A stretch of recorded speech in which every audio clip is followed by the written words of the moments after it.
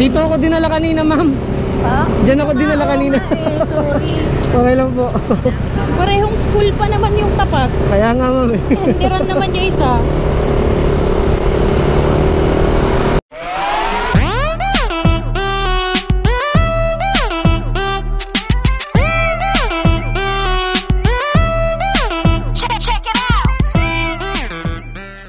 What's up mga Noy? This is Mercilito, Panay Video. For today's video mga Noy, mag-unboxing tayo ng bagong microphone natin na i-connect natin sa ating GoPro Hero 4. Ito yung dual mic ng Boya. So ito siya mga Noy, no? Nabili natin siya sa official store ng Boya via Shopee. So, ito yung specifications niya.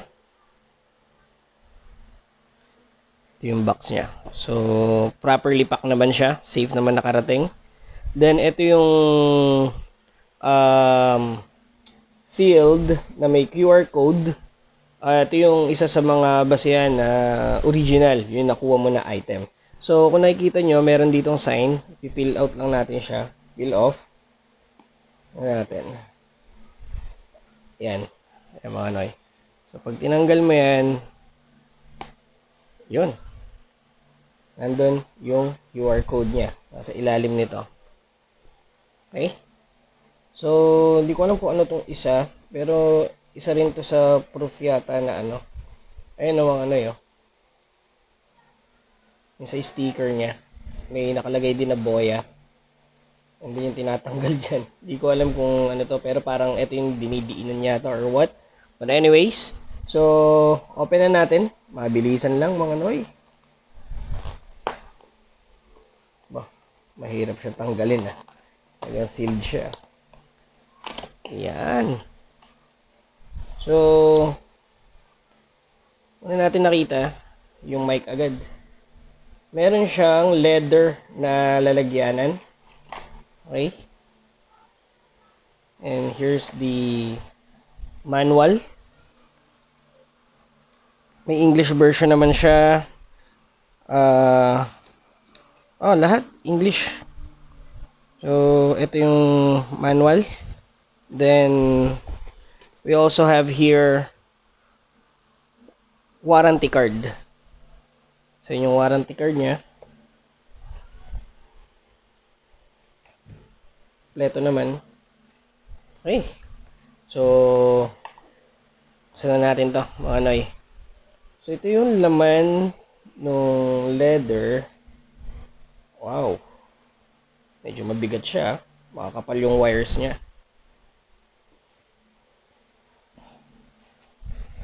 Alright. Yun, no? So, ito yung dalawang mic. No? Ayan. Dual mic kasi itong binili natin para kapag may passenger tayo, maririnig din natin ng clear yung boses ng passenger natin sa likod. Since wala pa tayong intercom, kaya ito na muna yung gagamitin natin. So, syempre may disadvantage kasi si intercom, maririnig mo ng clear si passenger at naririnig ka rin niya ng clear. Dito wala eh. So, ito mic lang talaga. So, wala siyang parang headset. No? So, mahaba yung wires niya, no? Mapapansin nyo. Kapal yung wires. Tapos, ito yung kanyang jack. Yan. So, yung jack niya is TTR ba yung tawag dito? Nakalimutan ko na. Basta yung tatlong line na yan, no? So, kaya meron tayong converter or adapter na nakakabit sa GoPro para makapture niya yung audio, para gumana siya. So, etong gitna, ito yung nilalagyan ng battery. Hindi ko lang alam kung battery operated pa to. Itong mic na to. So, may sabitan din siya. Ayan. So, ito. For cameras, may on and off. Then, for smartphone, bababa mo lang. So, may switch siya. So, check natin, no, mga Noy. Open to. Open. Let's check. Paano laman? Haba siya, no? Parang covered lang siya. So, meaning, wala na tong battery.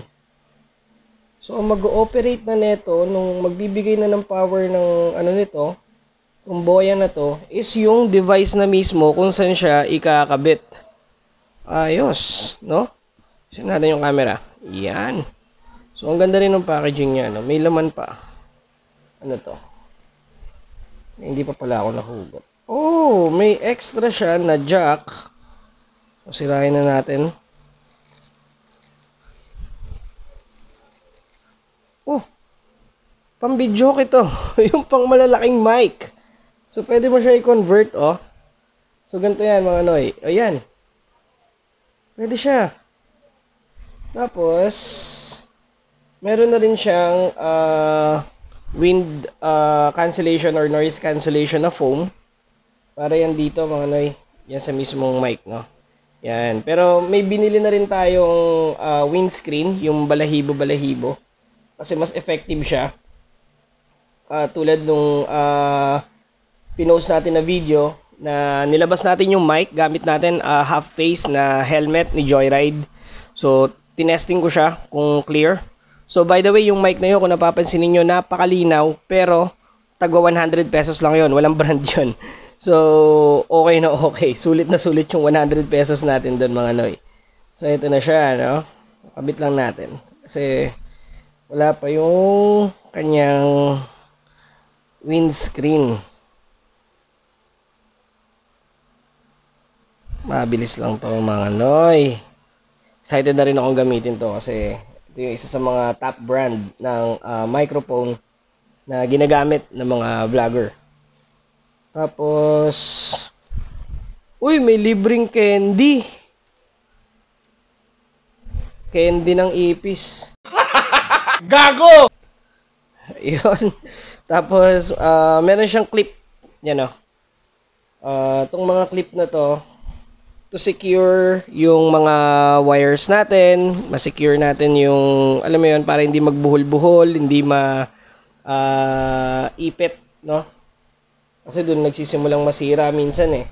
So, dito mo lang siya padadaanin. Set up natin to sa helmet natin. Unahin natin sa full face helmet natin for separate video kasi titignan pa natin kung gaano ba talaga to kahaba and kung paano natin siya didiskartehan, mga noy. So, yun lang naman, mga noy, yung pag-unbox natin dito sa ating Boya na microphone. So, this is a, what do you call this? Boya M1DM na dual omnidirectional lavalier microphone. Good for vlogging to. Mapa-action cameras, cellphone, or tablet. So, one of the top brand in terms of vlogging or microphone vlogging. So, nabili natin siya sa official store ni Boya via Shopee, amounting to 967 pesos yata. Lalagay ko na lang yung link sa description kung saan natin siya na purchase. Well, sana okay. Hintayin nyo, testingin natin tong microphone na bago natin.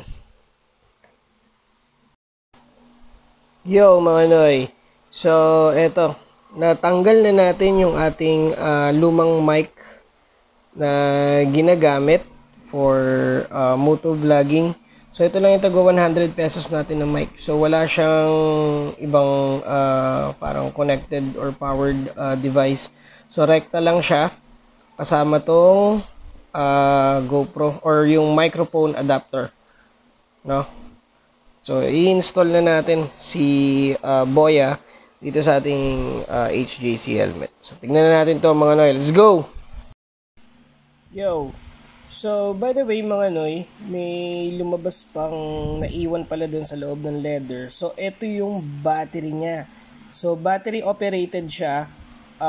Power mic siya in terms of using a camera or like action camera. So, pag ang gamit mo naman is a cellphone, ito turn off mo lang yung switch na pinakita ko sa inyo kanina para, kasi hindi naman siya kailangan dahil kukuha na lang siya ng power sa inyong cellphone or mobile device. Ito, ito turn on mo, ito yung gagamitin niyang power, no? Pag magbablog ka using your action cam. So, ito yung lagayan niya. Nakita na natin. Yung lagayan niya ng battery.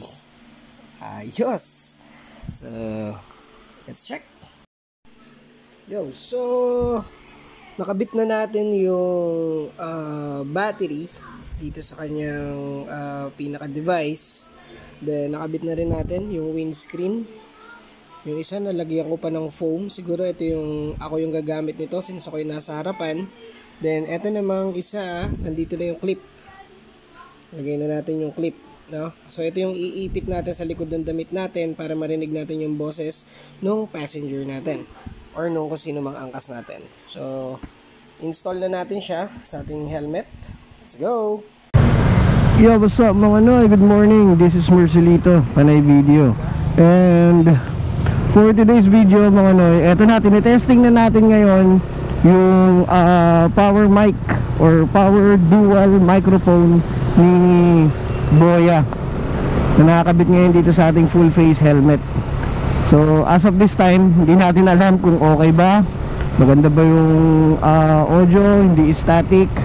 Medyo bumigat lang yung helmet natin dito, no? Kasi ang dami niyang wires plus yung parang device niya na sinlaki ng kalahating tender juicy hotdog. Gago! May sound trip tong jeep sa harapan natin. Hindi natin alam kung nakaka-capture yan. So mamaya pag uwi natin galing sa trabaho, yun. At may naninikit, no? Ang aga manikit nito. Anong tinitikitan nito? Baba natin yung visor. Tignan mo, iniisa-isa niya dito sa gilid sa may motor kung sino may violation. Ayun na, talagang kota yan, no? Ang aga nitong gustong kumota. Ano yung nahanap dito ni sir?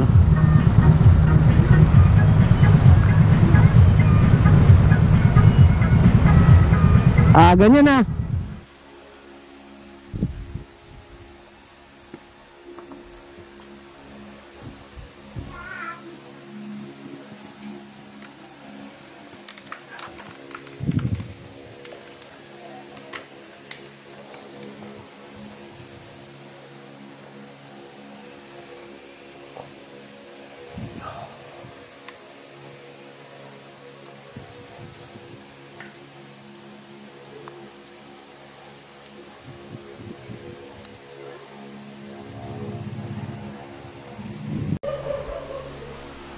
Yo, mic test. Hello. Yo, what's up mga Noy? This is Mercelito, Panay Video. So, nagawa natin ng paraan na pagkasyahin lahat ng mga wires na yon, pati yung mismong battery niya. No, yung pinaka-device niya for power mic. So, nandito sa likod natin yung ating mic sa likod, no? Sana effective mga Noy. Yo, what's up mga Noy? Good morning. So ngayon yung Boya microphone natin nakakabit ngayon dito sa Joyride helmet. Pinagkasya ko siya. Nagawa naman ng paraan, no? Ito yung mic ko. Yung isa nasa likod para sa angkas. Yung naging outcome nung sa full face natin, medyo nailagay ko yung mic masyadong malapit sa bibig ko, kaya kahit minsan sobrang hina lang ng boses ko, parang basag siya kasi sobrang lapit niya sa bibig ko. So nangyayari mga Noy, since super sensitive yung Boya, basag siya ngayon dahil sobrang lapit. So dapat pala medyo ilayo. Ngayon ito namang ginawa ko sa Joyride helmet, dito ulit siya sa pwesto ko nun. So dito natin titignan kung okay siya. Ngayon mga Noy, kung hindi siya magiging okay sa outcome na to, ililipat ko siya dito sa damit ko. Dahil meron naman akong, or may kasama naman yung clip para sa damit. Tsaka mahigpit yung clip. So hindi siya basta-basta matatanggal unless hihilahin or pipindutin. Ayun, hindi ko alam kung maingay ba sa labas or what. Especially yung isa nasa likod natin, nandito. So sumasalo ngayon ng hangin yan. Naka windscreen din yun with foam. hopefully okay ang outcome. Kasi itong boya, ito na yung magiging mic natin dito sa Joyride helmet. Hindi na natin tatanggalin ito dito.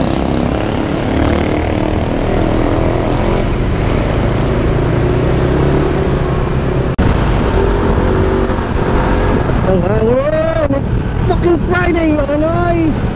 Sahod bukas, tapos 2 araw na lang kasunod. Kasama tong araw na to. Alright!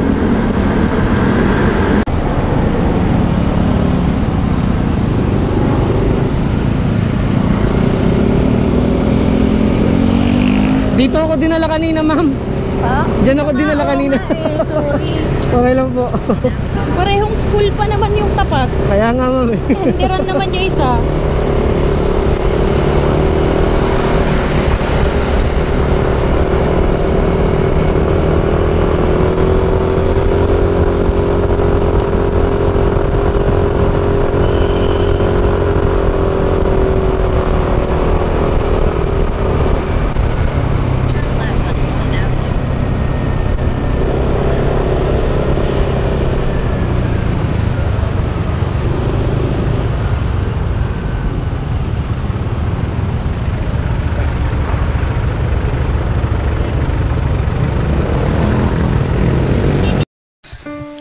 Anong kailangan kong gawin upang malaman mo